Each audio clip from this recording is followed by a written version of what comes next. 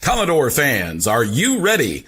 It's time for another episode of the Vandy 24/7 podcast on the 440 Sports Network. Keep it locked right here for the best Vanderbilt coverage. Whether it's Clark Lee on the gridiron, Mark Byington and Shea Ralph on the hardwood, or Tim Corbin on the diamond, the Vandy 24/7 crew has you covered. If you haven't subscribed yet, please do. Also, like this video and subscribe to the YouTube channel. That's free and easy to do. Follow the crew on Twitter, Apple Podcast, and Spotify for podcast episodes. Lastly, if you're interested in sponsoring the show, email Chris Lee at chrislee70@gmail.com. And now, pull up a chair. It's time for another episode of the Vandy 24/7 podcast. Welcome into the Real Deal podcast, part of the Anchor Impact Collective here on Vandy 24/7.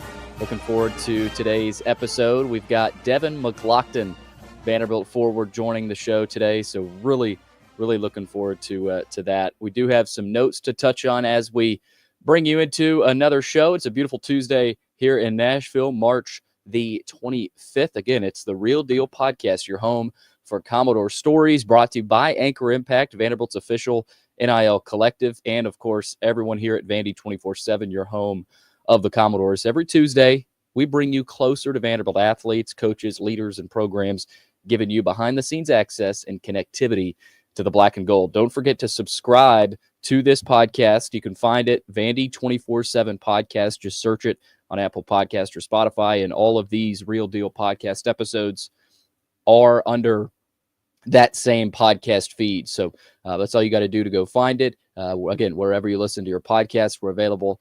Apple, Spotify, also live here on YouTube right at this moment.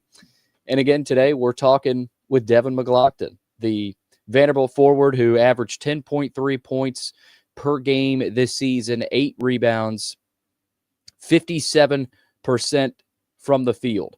Also entering his senior season, the native of Cumming, Georgia, really helped revitalize and really revive Memorial Magic inside Memorial Gym. And without further ado, let's kick it over to our interview with Devin McGlockton. Devin McGlockton in 3, 2, 1. Devin, I want to start with just this season as a whole. It was a fun season for Vanderbilt basketball fans to experience. Obviously, I'm sure you guys were familiar, with the past, 3, 4, 5 years, just not being up to the standard that Vanderbilt fans had been expecting and just been wanting back so bad. Just take me through this season. Obviously, it probably feels like a long one, with some bangs and bruises in the SEC, but just tell me about what you experienced this season and how impactful you feel like it was, especially being able to look back at it now. Looking back on the season, it was just a surreal feeling. Memorial Magic, it's actually real, and it was fun. It was fun playing in those games. The students came out, a lot of alumni and stuff. We got some big wins against Tennessee and Kentucky, and the court storms and stuff. That was very fun to be a part of. And yeah, I mean, the season as a whole, they picked us last, and we exceeded everyone's expectations. I feel like no one thought we were going to be as good as we were.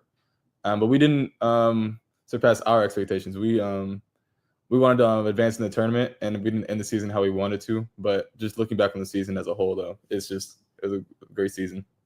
You mentioned Memorial Magic and saying that it's real. Did this season show you that it is? Because I'm sure you guys went back and watched some clips of because it really is. It really can be a home court advantage. It was for you guys. Did you know much about it coming into the season? And obviously, you do now. But did you know much coming in and what it could be?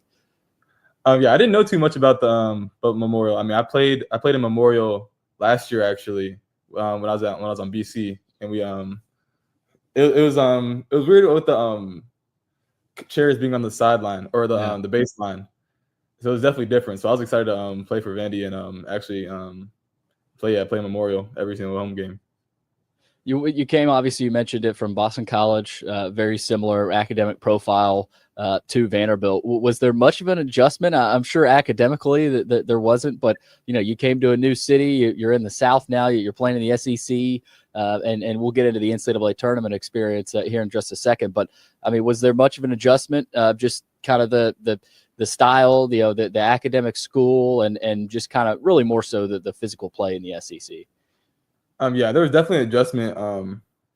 Being just in the South, I'm from the South, so this was actually better for me. Boston, was very cold and stuff, and then the ACC and the SEC is the SEC is very athletic, and I thought I fit well with the system. Our system was pretty fast, and I was in a slower system at Boston College, and I actually I enjoyed playing for Coach B. He's a phenomenal coach. And coming into the season, right? Maybe you didn't expect to play as much 5 as you did, but obviously, really night in, night out, you're playing a lot of the 5, especially if Jalen's off the court. But how did you grow into that? That had to have been something new for you? I'm sure you played a little bit of 5 at Boston College, but primarily the 4 there. Did you expect to play a little bit of 5, or was that more of just kind of what had to happen this year for you guys? Yeah, I wasn't expecting playing the 5 coming into the season, but a couple guys went down, and I just stepped up to the role. I mean, I played 5 in high school, like basically all my whole life. I just recently in the college transitioned to the 4. So I mean, I am undersized, but I feel like I make up with that with my speed and strength. And so yeah, I mean, I'll do whatever Coach B asked me to do. Saw you hit more threes throughout the season, and it felt like you developed more of that along, with some other guys like a Chris Magnon, and you saw Tanner and even Grant hit a 3 there in the NCAA tournament game against St. Mary's. So, how did you grow as a player, not just shooting, but being able to physically hold up in the SEC, but also in the pick and roll game, whether it's, scoring off the bounce or scoring off of a pick and pop 3, like where do you think you grew in your game the most this season? Where I think I grew the most is just being able to play inside and out. We do a lot of skill work offensively. I feel like that really helped me and a lot of other players on the team just develop our offensive game to keep up with the speed in the SEC. Also, Coach Sanderson in the weight room, he got us all ready to just be a physical presence in the SEC. And I thought we were one of the more physical teams. And yeah, I think it really showed in our play. You mentioned the skill work. You guys do a lot more ball handling probably than a lot of other teams, and you guys have the 4s and the 5s working on the ball handling drills, and definitely the only roster that has everybody listed as a point guard, which definitely stood out before the season started. Did you know that was coming? I'm sure that hasn't happened on any other of your teams, but you feel like that was a strength of you guys, that if you had to bring the ball up the floor, you could, and you did a few times. Yeah, I didn't know I was coming. I was being recruited as a point guard, so that was kind of nice to hear from Coach B. But yeah, just the confidence on all of us to take the ball up the court. I mean, that's just the way he preaches that to us is just phenomenal. I want to get into the chemistry. We talked a lot about how just strong the chemistry looked on this year's team. You guys were all new faces. I doubt you knew too many other guys coming into the season, but you guys formed a unit. You guys were cohesive more times than not. How did that turn into an NCAA tournament berth where it's all new faces on a team, and you guys found a way to get into the tournament, get some big wins? What did that process look like of team bonding and forming that chemistry? Because you got to have that chemistry if you're a team that wants to make the tournament. Yeah, I just feel like we got more connected as the year went on. Like during the summer and or like earlier in the preseason, it was hard. Like we weren't the team that we were showing these past couple months. But yeah, I feel like each and every game, like getting in close games with each other, just highs and lows, just being together, that just helped us. And I feel like we got more connected each and every game. You mentioned earlier how obviously the season didn't end the way you guys wanted to. Went down in the SEC tournament, then obviously had a close, tough loss against St. Mary's. But how do you look back on the last few games? Does that put a chip on your shoulder specifically? And what would you say you learned from, I guess, the last couple weeks of the season? You're playing really good teams. But you also got a chance to play in the NCAA tournament, play on that big stage for the first time. What would you say you took from that?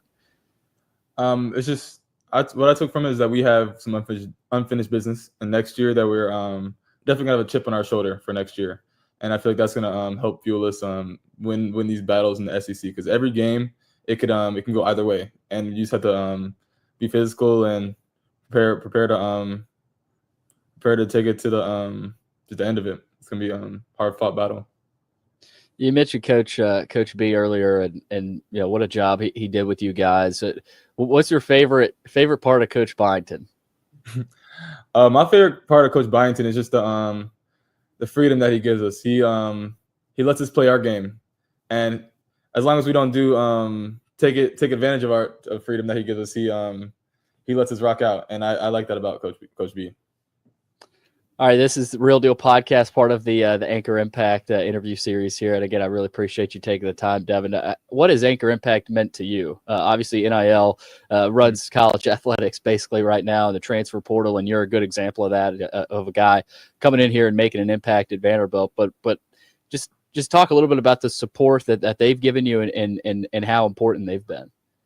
The support that they give me and other athletes it's awesome. I remember my first couple years in college, I was door dashing in the summer and just trying to get a couple of extra dollars. But Anchor Impact and the help that it gives us for like food and travel and stuff, it's amazing. All right, last thing here before I let you go. I know you got classes and everything, but what's your message to Vanderbilt fans going into the offseason? Obviously, it ended not the way you guys wanted to, but you mentioned the chip on your shoulder. What would be your message to fans that are probably already want next season to start? You guys got a lot of off-season work coming, but what would be your message to Vanderbilt fans heading into this next season? My message would just be just get ready to run it back. Like you said, we're playing with a chip on our shoulder, and we're going to bring the Memorial Magic back this season and next season. So, just be ready for it. Devin, I appreciate it, man. Hopefully you finish these classes strong, finish semester strong, and continue to work on your game. I really appreciate it, and looking forward to next season. Yes, sir. Thanks for having me. That's Vanderbilt forward Devin McGlockton. Really appreciate him taking the time to come on. What a season he had. One of the more important players on this Vanderbilt team. I don't think they have some of those big wins without him, and so I thought it'd be nice to get Devin on the show, and we'll try to maybe even get another basketball player on next week. Of course, we still got some football guys that are going through spring practice. But again, each Tuesday, the goal is to get a player, a coach, someone associated with Vanderbilt athletics. I know we had Paul Grindstaff on last week to give a little update. We'll be doing that occasionally as well. But we want you guys to interact. I know. We might even open up mailbag questions for some of these players too. We want your suggestions. If you want a player on, I'll see what I can do. If you want a coach on, see what I can do. So looking forward to your input on all of this as well. But really appreciate Devin taking the time. I do want to get to one note here on the news side of things. J.Q. Roberts has entered the transfer portal. He announced yesterday he played sparingly this season, averaged 1 point per game, 1 rebound in 5 minutes over 21 appearances. He was a 3-star recruit in the class of 2023 out of Indiana. He committed to Vandy over Butler, Indiana, Iowa, Marquette, Virginia Tech, and West Virginia. So, look, great kid. Works really, really hard. It was obviously one of the few holdovers from Jerry Stackhouse, and that his skill level told Byington to keep him on the roster. And he had a huge game against Texas A&M, had that massive dunk, played more minutes down the stretch of the season, played in the NCAA tournament game against St. Mary's. So you got to imagine J.Q. Roberts will stay at the Power 5, Power 4 level and make an impact on somebody else's roster. So did want to get that news out there. J.Q. Roberts hitting the portal. Also, Camille Pierre reportedly hitting the portal. Elena Morris tweeted about it. It's not official yet, but that is looking like what's going to happen. Camille Pierre to hit the portal. All right. Again, big thanks to Devin McGlockton for taking his time. That'll conclude this week's Real Deal Podcast, brought to you by Anchor Impact and everyone here at Vandy247.com. Tune in next week when we hear from another guest. It'll maybe be basketball. potentially football, but we'll get somebody on, and we'd like your suggestions as well. I'll announce it on the board. But again, we'll have another guest on another Real Deal podcast next Tuesday. And our podcast schedule moving forward, now that basketball season is over, we'll have a Real Deal podcast on Tuesday, and then we'll have a podcast on Thursday. And if we have to hop on live days in between, we will. But just with things slowing down a little bit, I know we got baseball. We're going to go Tuesday morning at 10 and then Thursday morning at 10 for the podcast schedule moving forward. Don't forget, again, to subscribe to our podcast. Follow us on social media at Anchor Impact and then at Vandy_247. Until then, anchor down, NIL. It all counts.